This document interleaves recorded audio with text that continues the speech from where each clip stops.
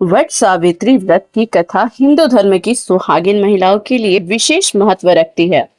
यह कथा पतिव्रता स्त्री के त्याग और दृढ़ संकल्प की है, जिसमें यमराज से अपने पति सत्यवान के प्राण को वापस ले आया था। यह वट सावित्री व्रत की मुख्य कथा दी गई है। मुद्र देश के राजा अश्वपति की कोई संतान नहीं थी। उन्होंने विधि पूर्वक तपस्या की, जिसके फलस्वरूप सावित्री नाम की पुत्री प्राप्त हुई।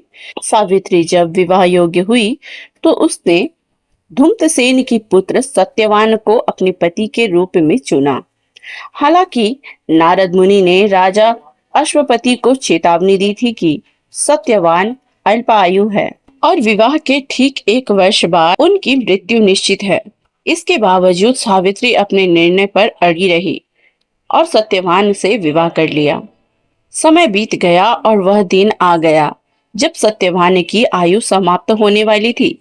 उस दिन सत्यवान लकड़ी काटने जंगल गए थे और सावित्री भी उनके साथ गई थी।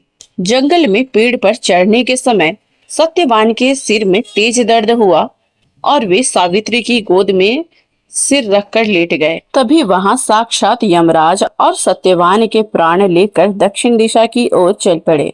सावित्री भी उनके पीछे चल पड़ी। यमराज ने सावित्री को वापस जाने को कहा, लेकिन सावित्री ने अपनी बातों और पवित्र पतिव्रता धर्म के ज्ञान से यमराज को प्रभावित कर दिया। प्रसन्न होकर यमराज ने सावित्री को 3 वरदान मांगने को कहा, पति के प्राण को छोड़कर। पहला वरदान था, सावित्री ने अपने सास ससुर की आंखों की रोशनी और खोया हुआ राज्य वापस मांग लिया।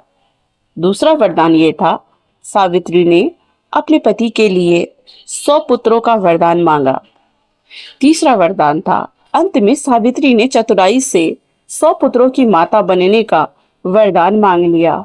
यमराज ने तथास्तु कह दिया। तब सावित्री ने विनम्रता से कहा कि एक पतिव्रता स्त्री के लिए पति के बिना संतान कैसे संभव है। यमराज अपने ही बातों के जाल में फंस गए। उन्होंने सत्यवान के प्राण वापस कर दिए। सावित्री के दृढ़ संकल्प और बुद्धिमानी के कारण यमराज को हार माननी पड़ी और सत्यवान पुनः जीवित हो उठे। व्रत का महत्व और पूजा। इस व्रत का बहुत महत्व है। बरगद के पेड़ की पूजा की जाती है क्योंकि ब्रह्मा, विष्णु और महेश का वास इसमें माना जाता है। मान्यता है कि सावित्री ने अपने पति को जीवित किया था। यह व्रत अखंड सौभाग्य, पति की लंबी आयु और सुखद वैवाहिक जीवन का प्रतीक है।